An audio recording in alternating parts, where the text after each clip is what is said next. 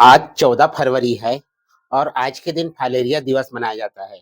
आज हम फाइलेरिया के बारे में पढ़ेंगे। यह कौन सी बीमारी है, किस प्रकार फैलती है, इसके लक्षण क्या है और इससे कैसे जो है छुटकारा पाया जा सकता है। शासकीय तौर पर इसके लिए क्या इलाज है, साथ ही साथ एलोपैथिक और आयुर्वेदिक में इसके क्या क्या इलाज है, इन सब के बारे में जानकारी आज हम मंजिल गुरुकुल यूट्यूब पर पढ़ेंगे। तो फाइलेरिया फाइलेरिया जो है वो मच्छर जनित परजीवी संक्रमण के कारण होता है, अर्थात यह एक स्थायी विकृति यानी कि का दूसरा सबसे बड़ा कारण है और दुनिया भर के कुष्ठ रोगों के पीछे जो विकलांगता है, तो यह मच्छर जनित परजीवी के संक्रमण के कारण फैलता है। अगर हम इसकी संकेत की बात करें तो इसकी संकेत में हाथ पैर में सूजन, जिसे हम हाथी पांव कहते हैं, जिसमें पूरा हाथ और पूरा पैर आता है।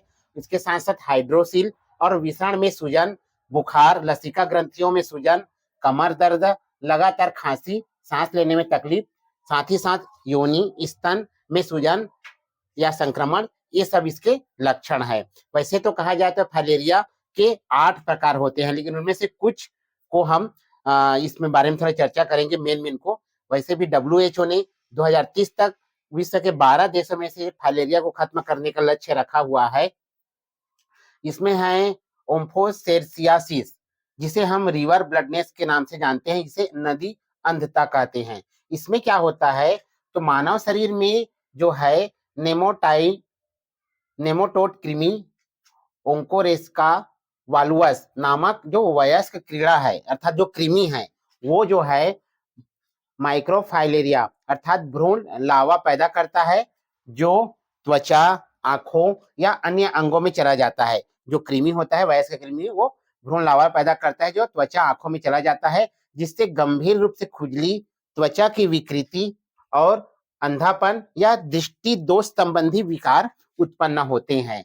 इसके पश्चात है लिम्फोटिक फाइलेरिया। ये जो बड़ा खतरनाक होता है, क्योंकि इसके लक्षण दिखाई नहीं देते हैं।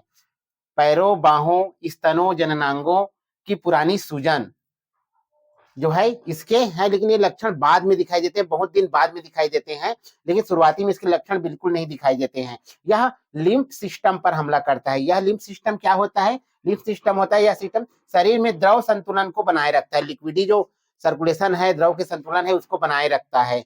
अब अगर हम इसके लिए क्या करना चाहिए, तो जैसे मलेरिया परजीवी है तो वो फैलना नहीं चाहिए, अर्थात हमें जो है मच्छरदानी का उपयोग करना चाहिए, ताकि मच्छर काट ना सके। जहां जहां पर परजीवी फैलते हैं, अंडा लार्वा देते हैं, उस जगह को नष्ट करना चाहिए। पूरे बाह वाले कपड़े पहनना चाहिए।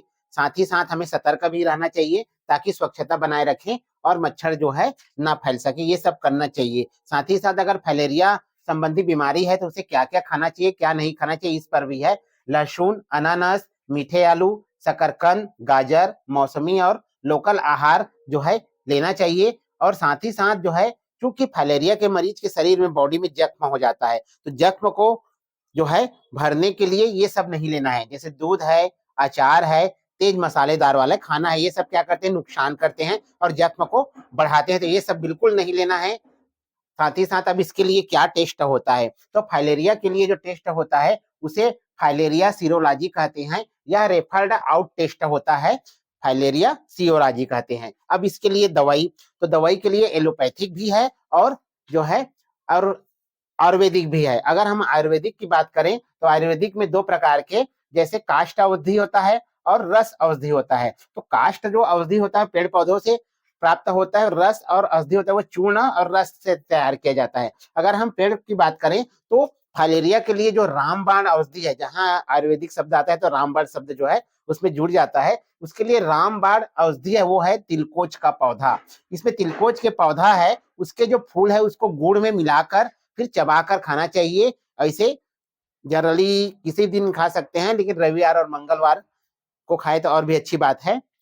साथ ही साथ इसमें 2 साल से कम उम्र बच्चे को अल्बेंडाजोल देकर जो है इस बीमारी से छुटकारा पाया जा सकता है। और उसके पश्चात अगर वयस्क कृमि है, माइक्रोफाइलेरिया है, साइडिल के उसके खिलाफ है, तो DEC die ethyl कार्बामेजिन citrate, die ethyl कार्बामेजिन citrate जो है वो वयस्क कृमि और माइक्रोफाइलेरिया के खिलाफ जो सक्रिय रहता है, एक्टिव रहता है।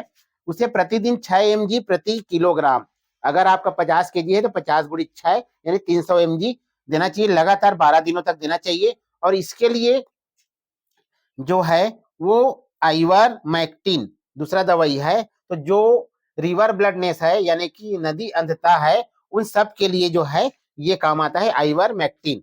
साथ ही साथ अगर इसके इंजेक्शन की बात करें तो फ्लोरोसिड इंजेक्शन आता है। इस प्रकार जो है फाइलेरिया जैसी बीमारी से हम बचा जा सकता है। 14 फरवरी को फाइलेरिया दिवस मनाया जाता है और WHO जो है लगातार इस बीमारी को जड़ से खत्म करने के लिए प्रयासरत है।